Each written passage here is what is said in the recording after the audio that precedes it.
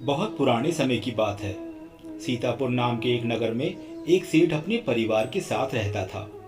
सेठ बहुत ही धनवान व्यक्ति था। उसके घर में किसी चीज की कोई कमी नहीं थी। उसका लाखों का कारोबार था। सेठ के परिवार के लोग बहुत ही सदाचारी थे। परिवार में जितने भी लोग थे वह सभी धार्मिक प्रवृत्ति के थे। उसी परिवार में एक कन्या ने जन्म लिया जिसका नाम था संध्या। संध्या बहुत ही बुद्धिमान और संस्कारी लड़की थी। वह भगवान की भक्ति में बहुत ही ज्यादा लगाव रखती थी। वह गरीब लोगों की समय समय पर मदद करती थी। लोगों की सेवा करना वह अपना पहला कर्तव्य समझती थी। धीरे धीरे समय गुजरता गया और समय के साथ संध्या जवान हो गई। जब उसकी उम्र विवाह के योग्य हो गई तो एक अच्छा परिवार देखकर संध्या का विवाह कर दिया गया। संध्या का ससुर बहुत ही अमीर आदमी था। अमीर होने के साथ साथ वह बहुत ही कंजूस भी था। संध्या जब दुल्हन बनकर उस घर में आई तो उसने अपने ससुराल में किसी को कोई भी शिकायत का मौका नहीं दिया, क्योंकि वह अच्छे संस्कारों में पलकर बड़ी हुई थी। इसीलिए अपने पति और सास ससुर की खूब सेवा करती थी। अपनी सेवा से उसने पूरे परिवार का दिल जीत लिया था।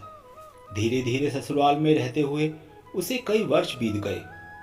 एक दिन की बात है, सुबह सुबह जब संध्या अपने घर के आंगन में झाड़ू लगा रही थी, तभी उसके दरवाजे पर एक नवयुवक उम्र का सन्यासी महात्मा आया और दरवाजे के बाहर खड़े होकर वो कहने लगा, मैं सन्यासी द्वार पर खड़ा हूँ, बाबा को भिक्षा दे दो। उस नौजवान सन्यासी की आवाज़ जब संध्या ने सुनी तो वह फौरन आंगन में आ गई। संध्या सन्यासी को देखकर कहने लगी, अरे बाबा, तुम्हें इतनी भी जल्दी क्यों है, थोड़ा और सब्र कर लेते। सेठ की बहू के इतना कहने पर वह सन्यासी बोला, देवी मुझे डर लग रहा है। सन्यासी का जवाब सुनकर संध्या हंसने लगी। इधर उस सन्यासी और सेठ की बहू का वार्तालाप चल रहा था। उधर संध्या का ससुर उस समय घर में मौजूद था। वह सेठ उन दोनों की बातें बड़े ही गौर से सुन रहा था। जब उस सेठ ने अपनी बहू के मुंह से यह बातें सुनी जो उसने सन्यासी से कही थी, आखिर इतनी जल्दी भी क्या है, यह सुनकर संध्या के ससुर के कान खड़े हो गए, क्योंकि संध्या अभी नई नवेली दुल्हन थी और वो सन्यासी भी अभी जवान था। नौजवान सन्यासी और अपनी बहू की बातें सुनकर वह सेठ सोचने लगा, लगता है मेरी बहू और इस सन्यासी महात्मा का कोई चक्कर चल रहा है। मेरी बहू की मंशा कुछ ठीक मालूम नहीं होती। इसीलिए तो सन्यासी ने कहा कि मुझे डर लग रहा है। अब तो ससुर उनकी बातें बड़े ही ध्यान से सुनने लगा। उसने देखा कि उसकी बहू संध्या और सन्यासी दोनों हंस हंस कर बातें कर रहे थे। सेठ सोचने लगा कि हो ना हो मेरी बहू का इस सन्यासी के साथ कोई ना कोई संबंध तो जरूर है। मैं आगे सुनता हूँ कि यह लोग क्या बातें करते हैं। अब सेठ अपनी चारपाई से उठकर कान लगाकर उनकी बातें सुनने लगा। इधर सन्यासी ने सेठ की बहू से पूछा, हे देवी, तुम्हारी उम्र कितनी है। उस सन्यासी की बात का उत्तर देते हुए संध्या कहने लगी, महात्मा, अभी मेरी उम्र ही क्या है, मैं तो अभी सिर्फ 10 वर्ष की हूँ। संध्या का ससुर अपने कमरे में खड़ा हुआ उन दोनों की बातों को ध्यान से सुन रहा था। जब उसने सुना कि मेरे बेटे की पत्नी कह रही है कि उसकी उम्र तो अभी सिर्फ 10 वर्ष की है, तो इन शब्दों को सुनने के बाद संध्या के ससुर के दिमाग को झटका सा लगा। आखिर मेरी बहू यह सब क्या कह रही है, उसको इस सन्यासी महात्मा से इतना बड़ा झूठ बोलने की क्या जरूरत है, इसने अपनी उम्र इतनी कम क्यों बताई। उधर महात्मा ने उस बात को दोहराया, अच्छा, तुम्हारी उम्र सिर्फ 10 वर्ष की है। संध्या हंसकर कहने लगी, जी हाँ महात्मा जी, अभी तो मेरी आयु सिर्फ 10 वर्ष की है। सन्यासी पूछने लगा, तो देवी, तुम्हारी सासू माँ तो घर पर ही होगी, उनकी क्या उम्र है। सन्यासी के पूछने पर संध्या कहने लगी, महात्मा जी, उनकी उम्र तो मात्र 8 वर्ष की है। जब सेठ ने यह सुना कि मेरी बहू मेरी पत्नी की उम्र सिर्फ 8 वर्ष बता रही है, तो सेठ का दिमाग चकरा गया। सेठ सोचने लगा कि कहीं मेरी पुत्रवधू पागल तो नहीं हो गई।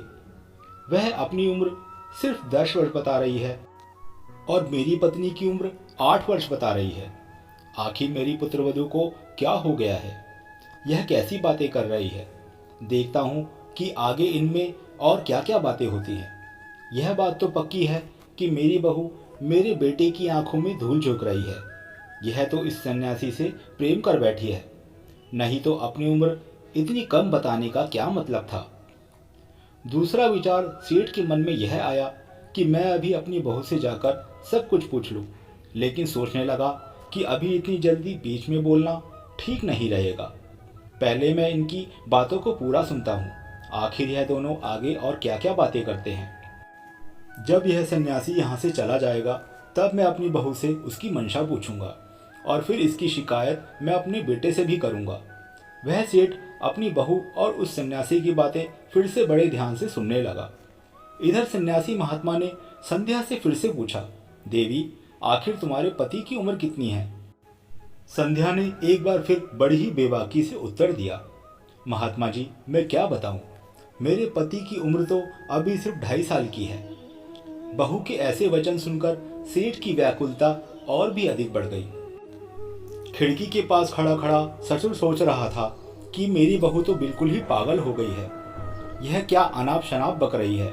यह सैम को 10 साल का बता रही है, अपनी सास को 8 साल का और अपने पति को सिर्फ 4.5 साल का बता रही है। अब तो हद ही हो गई।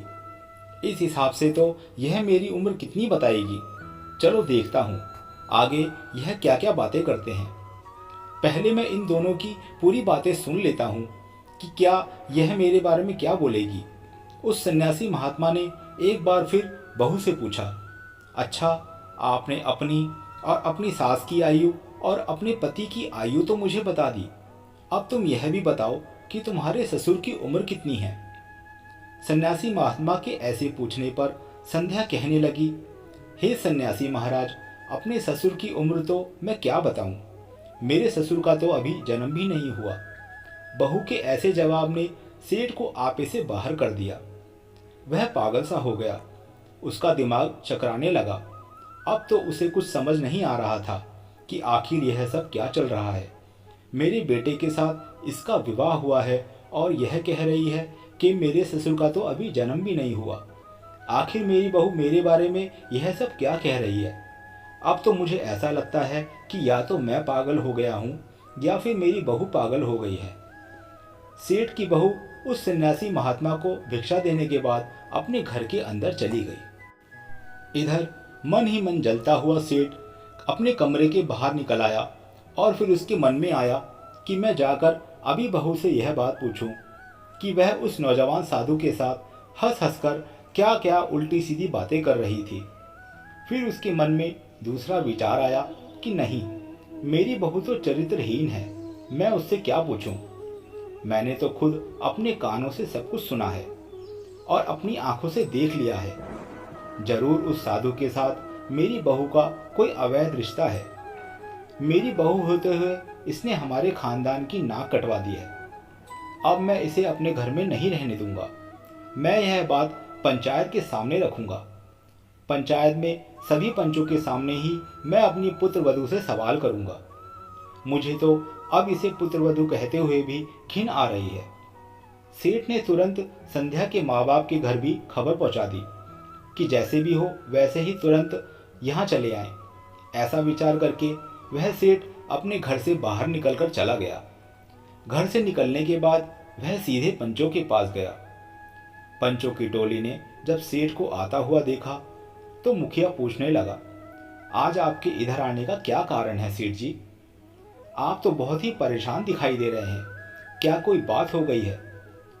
सेठ दुखी होकर कहने लगा, पंच परमेश्वर, आज मैं किसी को मुंह दिखाने के लायक नहीं रहा। मेरी पुत्रवधू तो बहुत ही चरित्रहीन निकली। इसके साथ साथ वह इतनी बड़ी झूठी और मक्कार है कि मैं आपको क्या बताऊं। पंचों में अपनी बहू से छुटकारा पाना चाहता हूं। मैं तो जैसे तैसे करके वहां से बचकर आया हूं, नहीं तो आज मैं अपनी बहू की बातें सुनकर पागल हो जाता। पंचों ने पूछा, आखिर ऐसी क्या बात हो गई जो आप पागल हो जाते? सेठ कहने लगा, मुखिया जी, पहले आप सभी लोग मेरे घर चलिए, मैं वहीं जाकर पंचायत के सामने ही अपनी बात बताऊंगा। तब सेठ के बार बार आग्रह करने पर सभी पंच सेठ के साथ चल दिए। इधर सभी पंच सेठ की चौपाल पर पहुंचे और उधर संध्या के माता पिता भी आ चुके थे। सेठ ने अपनी चौपाल पर पंचायत बिठा दी। सभी लोग सेठ के दरवाजे पर इकट्ठा हो गए। संध्या के माता पिता भी वहीं पर बैठे हुए थे। इधर पंचों ने सेठ से कहा, सेठ जी, ऐसी कौन सी बात है जो आपने अपने घर पर पंचों को बुलाया है? आखिर घर में ऐसी कौन सी समस्या आ गई जिसे लेकर पंचायत करनी पड़ी? अब तो सभी पंच तुम्हारे घर पर आ चुके हैं, बताओ आखिर बात क्या है? तब सेठ ने कहा, मुखिया जी, मैं अपनी पुत्रवधू संध्या को पंचायत में बुलाना चाहता हूं। सबसे पहले आप मेरी बहू को बुलाइए।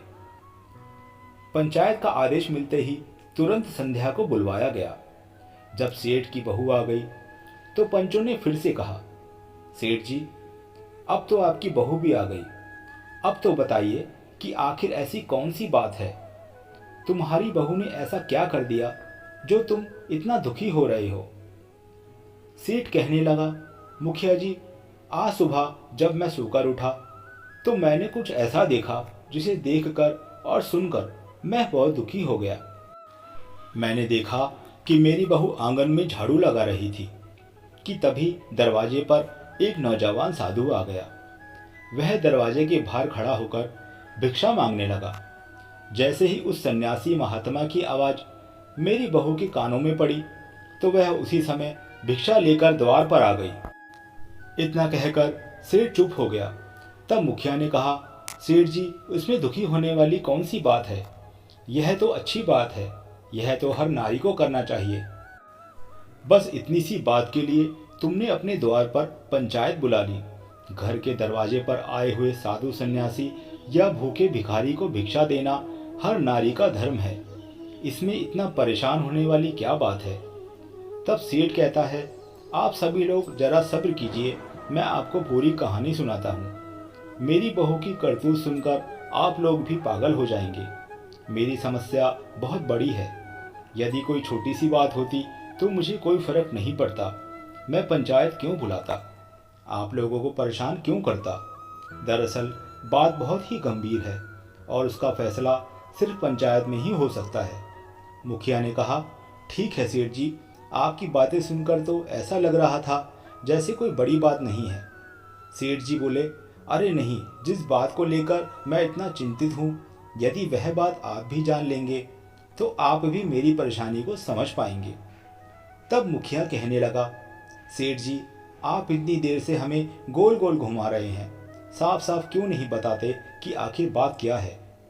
तब सेठ ने कहा, देखो, बात यह है कि मेरे दरवाजे पर भिक्षा मांगने के लिए एक नौजवान सन्यासी आया, तो मेरी बहू को चाहिए था कि वह चुपचाप ले जाकर उसे भिक्षा दे देती। उससे बातचीत करने की क्या ज़रूरत थी? और अगर बातचीत करनी भी थी तो उसने ऐसी बातचीत की कि यदि आप लोग भी सुन लेंगे तो आपको भी लगेगा कि मेरी बहू ठीक नहीं है, और तब आपको समझ में आ जाएगा कि आखिर मेरी पंचायत क्यों बुलाई। अब आप लोग यह बात मेरी बहू के मुंह से ही सुनिए कि मेरी बहू और उस नौजवान सन्यासी के बीच आखिर क्या बातचीत हुई थी। सेठ की बात सुनकर उसकी बहू कहने लगी, पिताजी, बताने के लिए तो मैं भी बता सकती हूँ कि मेरे और उस सन्यासी के बीच में क्या बातचीत हुई थी, लेकिन पिताजी, घर में पंचायत तो आपने बुलाई है, इसलिए पहला अधिकार आपका बनता है कि आप बताएं। उसके बाद मैं आपके एक एक सवाल का उत्तर दूंगी। बहू की बात सुनने के बाद पंचों को भी लगा कि वह ठीक कह रही है। तब मुखिया ने सेठ से कहा, अब आप इधर उधर बात मत घुमाइए, अपनी समस्या को हमें बताइए। आपको अपनी बहू से क्या परेशानी है? उसने ऐसा क्या कर दिया जो आपको इतनी बेचैनी हो रही है? क्या उसमें कोई ऐसा कदम उठा लिया जो समाज और मर्यादा के विरुद्ध है? यदि उसने ऐसा किया है तो उसे पंचायत की ओर से दंड दिया जाएगा। आप बिल्कुल निश्चिंत रहिए, पहले आप पंचायत को पूरी बात बताइए। तब सेठ कहने लगा, अरे भाई, बात कुछ ऐसी है जिसे बताने में मुझे बहुत ही शर्म आ रही है।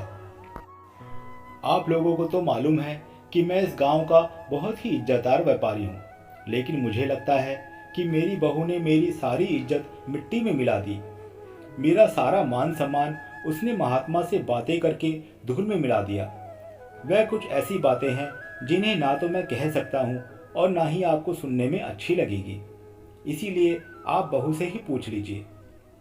तब मुखिया ने बहू से कहा, बहू अब तुम ही बता दो, आखिर सन्यासी और तुम्हारे बीच में ऐसी क्या बात हुई थी। संध्या कहने लगी, ठीक है पिताजी, यदि आपको बताने में शर्म आती है तो मैं ही बता देती हूँ कि मेरे और महात्मा जी के बीच में क्या बातचीत हुई थी। लेकिन पिताजी, शुरुआत तो आपको ही करनी पड़ेगी। पहली बात आप कहेंगे और फिर मैं उसका उत्तर दूंगी। यदि मैं गलत हुई तो पंचायत मुझे जो भी सज़ा सुनाएगी मुझे मंजूर होगी। तब सेठ कहता है, सब लोग ध्यान से सुनो। मेरे दरवाजे पर एक सन्यासी महात्मा भिक्षा मांगने के लिए आया और फिर सेठ अपनी बहू की तरफ देखते हुए कहने लगा, जब वह सन्यासी आया तो तुमने उससे क्या कहा था? सन्यासी, अभी इतनी जल्दी किस बात की है? बताओ, तुमने यह कहा था या नहीं कहा था? सारी पंचायत जानना चाहती है कि तुमने क्या कहा था। तुमने उस महात्मा को ऐसा क्यों कहा? ससुर के वचन सुनकर बहू कहने लगी, हाँ पिताजी, मैंने यह बात उस महात्मा से कही थी। सेठ बोला, फिर तुम्हारे पूछने पर उसने क्या उत्तर दिया था? संध्या ने कहा, ससुर जी, उस सन्यासी महात्मा ने मुझसे कहा था कि मुझे बहुत डर लग रहा था। सेठ कहने लगा, तो बहू अब तुम ही पूरी पंचायत के सामने यह बताओ कि इन सब बातों का क्या मतलब था। ऐसी बातें सुनकर भला किसका दिमाग नहीं घूमेगा। मैं तो तभी समझ गया था कि तुम चरित्रहीन हो, इसीलिए अब मैं तुम्हें अपने घर में नहीं रखूंगा। बहू ने जवाब दिया, ससुर जी, अगर मेरी बात गलत निकली तो मैं सबके सामने कहती हूँ कि मैं खुद ही आपका घर छोड़कर चली जाऊंगी। पहले आप मेरी पूरी बात सुन लें। मैंने उस नौजवान सन्यासी से इसलिए यह बात कही थी कि उसने छोटी सी उम्र में ही संन्यास धारण कर लिया। जो उम्र खेलने कूदने हंसने खेलने की होती है, उस उम्र में वह वैराग्य धारण करके सन्यासी बन गया। वही बात मैंने उससे पूछी थी कि तुम्हारी अभी तो उम्र पड़ी है, लोग जब बूढ़े हो जाते हैं तब भगवान का भजन करते हैं, लेकिन तुम तो अभी से भगवा धारण करके घूम रहे हो। इसीलिए मैंने उससे कहा था कि अभी इतनी जल्दी क्या है जो तुम महात्मा बन गए, अभी तो तुम्हारी बहुत उम्र पड़ी है। मेरी बात का जवाब उसने यह कहकर दिया कि मुझे डर लग रहा था। सन्यासी की इस बात का मतलब यह था कि मौत का कोई भरोसा नहीं है कि वह कब आ जाए। लोग बुढ़ापे में भजन करने लगते हैं, लेकिन यहाँ तो एक पल का भी पता नहीं कि मौत कब आकर दबा ले। मरने से पहले मनुष्य को अपने कल्याण के लिए जितना हो सके भगवान का भजन और सत्कर्म करना चाहिए, वही उसके साथ जाएंगे। एक छोटे से बच्चे को भी आप सुरक्षित ना समझें, क्योंकि मौत जब आती है तो ना वह बूढ़ा, ना वह जवान और ना ही किसी बालक को देखती है। वह तो बस उस व्यक्ति को उठाकर ले जाती है, चाहे वह कोई बालक हो या जवान। इसीलिए भगवान का भजन और सत्कर्म बचपन से ही शुरू कर देना चाहिए। आखिर बुढ़ापा किसने देखा है? क्या पता बुढ़ापे तक हम पहुंच पाए या नहीं। यही बात उस सन्यासी ने कही थी कि मैं मौत से डर गया था, इसीलिए इतनी कम उम्र में संन्यास धारण कर लिया। पता नहीं मेरी जिंदगी का अंत कब हो जाए, ना जाने कब मेरी सांसें थम जाएं। मैंने जवानी में ही बहुत सारे लोगों को मरते हुए देखा है। इसी डर की वजह से मैंने जवानी में ही संन्यास धारण कर लिया। तभी तो उस सन्यासी महात्मा ने मेरे पूछने पर कहा था कि मुझे बहुत डर लग रहा था। अब आप ही बताइए ससुर जी कि क्या उस सन्यासी ने कुछ गलत कहा था?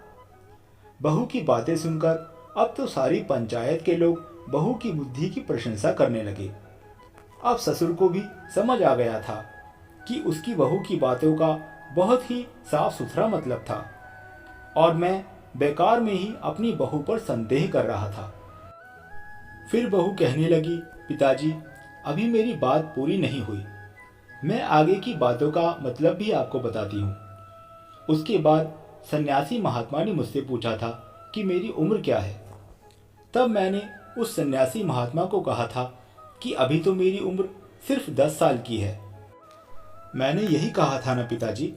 सेठ ने तुरंत जवाब दिया। हाँ, तुमने यही कहा था। तुमने अपनी आयु उस सन्यासी को 10 वर्ष की क्यों बताई, जबकि तुम्हारी आयु तो 30 वर्ष की हो चुकी है। सन्यासी से तुमने झूठ क्यों बोला? यह झूठ बोलने के पीछे आखिर क्या कारण था? बहू कहने लगी, पिताजी थोड़ा सब्र कीजिए, मैं यह भी आपको बताऊंगी कि मैंने ऐसा क्यों कहा था कि मेरी आयु अभी सिर्फ 10 वर्ष की है। पिताजी, वैसे तो मेरी आयु 30 वर्ष की हो चुकी है, लेकिन इस आयु को मैं अपनी आयु नहीं मानती। मैं तो अपनी आयु सिर्फ 10 वर्ष की ही मानती हूँ, क्योंकि आज से 10 वर्ष पहले ही मैंने एक संत को अपना गुरु मानकर ईश्वर की भक्ति शुरू की थी। 10 वर्ष पहले ही मुझे भगवान की भक्ति का ज्ञान प्राप्त हुआ था। उनका कथा कीर्तन करने में मेरा मन लगने लगा था। जब से मैं भगवान से जुड़ी हूँ, उन्हें पहचान गई हूँ। जितना समय मेरा भगवान की भक्ति में बीता, मेरी उतनी ही उम्र सार्थक है। बाकी जीवन तो मेरा व्यर्थ चला गया। संसार में मनुष्य चाहे जितना भी जी ले, लेकिन उतनी ही आयु उसकी सफल मानी जाएगी जितना समय उसने भगवान का भजन और सत्कर्म करने में बिताया है। बाकी की उम्र तो उसने पशुओं की तरह बिता दी। वह तो सिर्फ खाया पिया और सोया है। यह सब काम तो पशु भी करते हैं। मैं इस आयु को व्यर्थ समझती हूँ। मैं पिछले 10 वर्षों से ईश्वर की भक्ति में हूँ, इसीलिए मैंने उस सन्यासी को अपनी आयु सिर्फ 10 वर्ष ही बताई थी। अब आप ही बताइए, मैंने उससे क्या गलत कहा? बहू का जवाब सुनकर सेठ निरुत्तर हो गया। उसे तो कोई जवाब ही नहीं सूझ रहा था। पंचायत के लोग संध्या का जवाब सुनकर वाह वाह करने लगे। धन्य हो पुत्री, वाकई में तुम बहुत ही समझदार हो। तब सेठ कहने लगा, बहू तुमने अपनी आयु तो 10 वर्ष बताई, यह बात तो मेरी समझ में आ गई, लेकिन तुमने अपनी सास की उम्र 8 वर्ष क्यों बताई और अपने पति की उम्र सिर्फ 4.5 वर्ष ही क्यों बताई, जबकि तुम्हारी सास की उम्र अब 60 के ऊपर हो चुकी है? इसका मतलब भी मुझे जरूर समझाओ। तब सेठ की पुत्रवधू कहने लगी, पिताजी आप मेरी बात को बहुत ही ध्यान से सुनिए कि सन्यासी के पूछने पर मैंने ऐसा क्यों बोला था। ससुर जी, जब मैं अपने मायके से ससुराल आई थी, तब ना तो आपके घर में कोई पूजा पाठ होता था और ना ही कोई कथा सत्संग, लेकिन मेरे कहने पर सासू माँ ने सत्संग में जाना शुरू कर दिया। भगवान के भजन सुनने लगी और ईश्वर की भक्ति करने लग गई, और उन्हें भजन करते हुए, सत्संग सुनते हुए, भगवान की पूजा करते हुए अभी 8 साल का समय हो गया है। इसीलिए सन्यासी महात्मा के पूछने पर मैंने उन्हें बता दिया था कि मेरी सासू माँ की उम्र अभी 8 वर्ष की हुई है। अब आप ही बताइए पिताजी, मैंने क्या गलत कहा था? बहू की बात सुनकर सेठ कहने लगा, अच्छा तो यह बात थी, मैं तो तुम्हें पागल समझ रहा था। संध्या ने कहा, पिताजी इसी हिसाब से मैंने अपने पति की आयु 4.5 वर्ष ही बताई थी, क्योंकि पिताजी 4.5 वर्ष पहले सासू माँ की तबीयत बहुत खराब हो गई थी और उनसे चला भी नहीं जा रहा था। तब मेरे पति और मेरी सासू माँ को मंदिर तक ले जाया करते थे। इसी बहाने मेरे पति को भी भगवान के दर्शन हो जाते थे। धीरे धीरे उनकी रुचि भी भगवान की भक्ति में लगने लगी। इसीलिए ऐसा समझ लो कि मेरे पति का जन्म उसी दिन हुआ था। इसीलिए मैंने सन्यासी महात्मा के पूछने पर अपने पति की उम्र सिर्फ 4.5 वर्ष ही बताई थी। और पिताजी, अंत में आपकी बात, मैंने आपके बारे में यह कहा था कि अभी मेरे ससुर का जन्म नहीं हुआ, क्योंकि पिताजी जिस दिन से मैं ससुराल आई हूँ तब से मैं देख रही हूँ, ना तो आप कभी भगवान के मंदिर गए, ना कभी आप पूजा पाठ करते हैं, ना कभी आपने किसी साधु सन्यासी का सत्कार किया। यहाँ तक कि आपने कभी अपने हाथों से कोई दान भी नहीं किया, कोई पुण्य कार्य भी नहीं किया। आप तो धर्म कर्म के काम से बिल्कुल दूर ही रहे। इसीलिए मैंने आपके बारे में बोला था कि अभी तो आपका जन्म नहीं हुआ। आपने अपनी जिंदगी में कभी 2 रुपये का भी दान नहीं किया। तब सेठ कहने लगा, देखो मैं पूरा दिन दुकान पर बैठा रहता हूँ, व्यापार में लगा रहता हूँ, मुझे पूजा पाठ करने का, कथा कीर्तन सुनने का समय ही नहीं मिल पाता। मैं तो तुम लोगों के भविष्य के लिए चिंता करता रहता हूँ और तुम लोगों के लिए धन इकट्ठा करता रहता हूँ। बहू ने उत्तर दिया, पिताजी, आपने कभी अपनी जिंदगी में 2 रुपये का दान भी नहीं दिया। जब भी कोई धार्मिक कार्य होता है, कोई भगवान की चर्चा होती है या भगवान की कथा होती है, आप कभी उसमें नहीं गए। यहाँ तक कि कभी घर में बैठकर भी आपने ईश्वर का ध्यान नहीं किया। आपने अपने जीवन में कोई भी तीर्थ यात्रा नहीं की। जब आपने अपने जीवन में कोई धर्म का कार्य किया ही नहीं, तो मेरी दृष्टि से यह समझिए कि आप अभी तक पैदा नहीं हुए। इसीलिए उन सन्यासी महात्मा से जब आपकी उम्र पूछी तो मैंने उससे यह कह दिया, आप तो अभी पैदा भी नहीं हुए। अपनी पुत्रवधू के मुंह से ऐसी बातें सुनकर सेठ बहुत ही शर्मिंदा हुआ। उसने पूरी पंचायत के सामने अपने दोनों कान पकड़कर बहू से क्षमा मांगी और फिर अपनी बहू से कहने लगा, बेटी, मैं तुम्हारे बारे में गलत सोच रहा था, मुझे क्षमा कर दो। तुम्हारी बातें सुनकर तो मुझे ऐसा लग रहा है कि मुझे तुम पर गर्व होना चाहिए कि तुम बहुत ही बुद्धिमान हो। इसके बाद सभी पंचों से हाथ जोड़कर सेठ ने माफ़ी मांगी और अपनी पुत्रवधू को लेकर घर के अंदर चला गया। घर जाने के बाद सेठ ने अपनी पुत्रवधू से कहा, बेटी, तुमने सचमुच आज मेरी आंखें खोल दी। वास्तव में आज तक मेरा जन्म नहीं हुआ था, अब मैं जन्म लेना चाहता हूँ। ससुर की इतनी बात सुनते ही बहू कहने लगी, यह तो बहुत अच्छी बात है पिताजी, जब जागो तभी सवेरा। यह भी बहुत बड़ी बात है कि बुढ़ापे में ही सही, कम से कम आप भगवान से तो जुड़े, वरना लोग अपना पूरा जीवन निकाल देते हैं खाने पीने और सोने में, कभी भगवान का भजन नहीं करते। अगले दिन ही सेठ ने अपने मुनीम को अपने पास बुलाया और कहने लगा, मुनीम जी, हमारे गोदाम में जो पिछले साल का बचा हुआ अनाज पड़ा है, वह अनाज अब खराब हो रहा है। उस अनाज को आज तक किसी व्यापारी ने नहीं खरीदा। उस अनाज को मैं गरीब और असहाय लोगों को दान कर दूंगा। अब मैं अपनी बची हुई जिंदगी में खूब दान पुण्य का कार्य करूंगा। इस प्रकार सेठ के मुनीम ने पिछले साल का वह अनाज बोरियों में भरवाकर सेठ के दरवाजे पर रख दिया। वह अनाज बारिश में भीगने के कारण खराब हो गया था। सेठ ने सोचा कि इस बेकार अनाज को मैं गरीबों को दान कर दूंगा। जैसे ही वह खराब अनाज की बोरियां सेठ के दरवाजे पर पहुंची तो उन बोरियों में से बदबू आ रही थी। बदबू की वजह से सेठ की बहू घर से बाहर निकल आई। संध्या ने घर से बाहर आकर देखा कि खराब गेहूं की बोरियां भरी हुई हैं।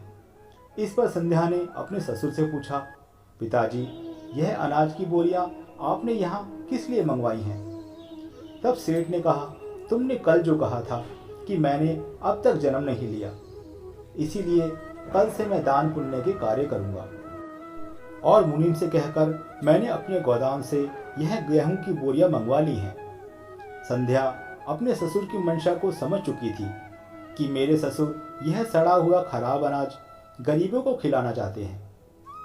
संध्या बहुत ही समझदार थी। वह मन ही मन सोचने लगी, मेरे ससुर जी सुधरे तो, लेकिन पूरी तरह नहीं।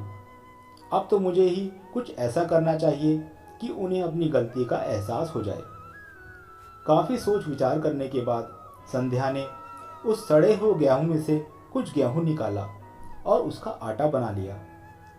शाम को जब संध्या का ससुर भोजन करने के लिए आया तो संध्या ने उस आटे की बनी हुई रोटियां बनाकर अपने ससुर के सामने परोस दी। जैसे ही सेठ ने पहला निवाला खाया तो सड़े हुए अनाज की रोटी खाकर वह एकदम से उल्टी करने लगा। रोटियों से दुर्गंध आ रही थी। सेठ गुस्से में आकर चिल्लाने लगा, बहू रानी, आज तुमने ये कैसी रोटी बनाई है? आज रोटियों में दुर्गंध क्यों आ रही है? मेरा सारा मुंह खराब हो गया है। संध्या ने वहीं रसोई में से पूछा, क्या बात है पिताजी? तो सेठ कहने लगा, बहू रानी, यह तुमने आज कैसी रोटियां बनाई हैं? इन रोटियों को खाते ही मुझे उल्टी आने लगी। आज तुमने कैसा भोजन बनाया है? ससुर की बात सुनकर संध्या रसोई से बाहर आ गई और कहने लगी, ससुर जी, मैंने तो ठीक वैसी ही रोटियां बनाई हैं जैसी मैं रोज बनाती थी। सेठ जी ने कहा, नहीं नहीं बहू, जैसी रोटियां तुम रोज बनाती हो, आज वैसी रोटियां नहीं हैं।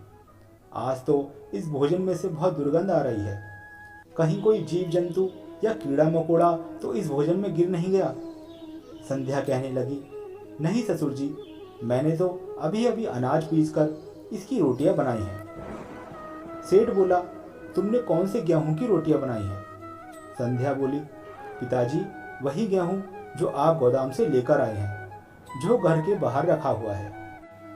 उन्हीं बोरियों में से मैंने कुछ गेहूं निकाला और उसका आटा बना लिया। सेठ को जैसे ही पता चला कि सड़े हुए गेहूं से रोटियां बनी हैं, तो वह अपनी बहू पर चिल्लाने लगा, बहू, तुमने उस सड़े हुए अनाज की रोटियां क्यों बनाई? वो अनाज तो मैंने गरीबों में दान करने के लिए रखा है। अपने खाने के लिए तो मैंने साफ सुथरा अनाज अलग से रखा हुआ है। अपने ससुर की बात सुनकर बहू कहने लगी, पिताजी, मुझे मालूम था कि वह अनाज सड़ा हुआ है, इसीलिए तो मैंने सोचा कि मैं अभी से ऐसा सड़ा हुआ खाने की आदत आपकी बना दूं। ससुर ने पूछा, बहू, कैसी बात करती हो, कैसी आदत? संध्या ने कहा, ससुर जी, मैंने सुना है और हमारे शास्त्रों में भी लिखा है कि जैसा हम इस जन्म में किसी को दान देते हैं, ठीक वैसा ही अगले जन्म में हमको मिलता भी है। इसीलिए ससुर जी, मैंने सोचा कि इस जन्म में यदि हम गरीब लोगों को सड़ा गला अनाज दान में देंगे तो अगले जन्म में हमें भी सड़ा गला अनाज ही खाने को मिलेगा। इसीलिए मैंने उस सड़े हुए अनाज की रोटियां बनाई। यदि हम अभी से ऐसी रोटी खाना सीख जाएंगे तभी तो ऐसी रोटी खाने की हमारी आदत बनेगी, क्योंकि अगले जन्म में हमें भी ऐसा ही अनाज खाने को मिलेगा। परमात्मा हमें वही लौटाता है जो हमने दिया है। ससुर कहने लगा, बहू, आज मुझे तुम्हारी बातों का मतलब ठीक से समझ आ गया है। मैं आज ही इस सड़ी हुई अनाज की बोरियों को नगर के बाहर कूड़ेदान में फेंक दूंगा और हमारे गोदाम में जो अच्छा अनाज पड़ा है वही मैं दान करूंगा। उसी समय सेठ ने अपने मुनीम को बुलाया और उससे कहने लगा, यह सड़े हुए अनाज की बोरियां तुम नगर से बाहर फेंक दो और हमारे गोदाम में जो साफ सुथरा और अच्छा अनाज रखा है वो बोरियों में भरकर मेरे घर के बाहर रखवा दो। मैं उसे गरीबों में दान करूंगा। मुनीम कहने लगा, सेठ जी, आपको क्या हो गया है? सेठ ने कहा, मेरी बहू ने मेरी आंखें खोल दी हैं। जैसा दान हम इस जन्म में करते हैं, अगले जन्म में हमें उसी का फल मिलता है। अगले दिन सेठ के दरवाजे पर साफ सुथरे अनाज की बोरियां रख दी गईं। सेठ ने वो अनाज सभी गरीब और जरूरतमंद लोगों में दान कर दिया। अब तो नगर के सभी गरीब और बेसहारा लोग सेठ की वाहवाह करने लगे और उसे दिल से आशीर्वाद देने लगे। यह देखकर संध्या ने अपनी सास से कहा, माँ जी, आप पड़ोस की औरतों को बुलाकर लाइए। सास ने पूछा, बहू, आखिर ऐसी क्या बात है जो मैं पड़ोस की औरतों को बुलाकर लाऊं? तुम उनका क्या करोगी? तब संध्या समझाते हुए कहने लगी, माता जी, आप पहले उन्हें बुलाकर लाइए, तभी मैं आपको बताऊंगी। बहू की बात मानकर सास पड़ोस की औरतों को बुलाने चली गई। जब पड़ोस की सभी औरतें आ गई तो सभी औरतें आंगन में बैठकर ढोल बजाने लगी। तब पड़ोस की औरतों ने भी पूछा कि बहू रानी, आखिर क्या बात है? बहू कहने लगी, आप सभी को मिलकर बधाइयाँ गानी हैं, क्योंकि आज मेरे ससुर का जन्म हुआ है।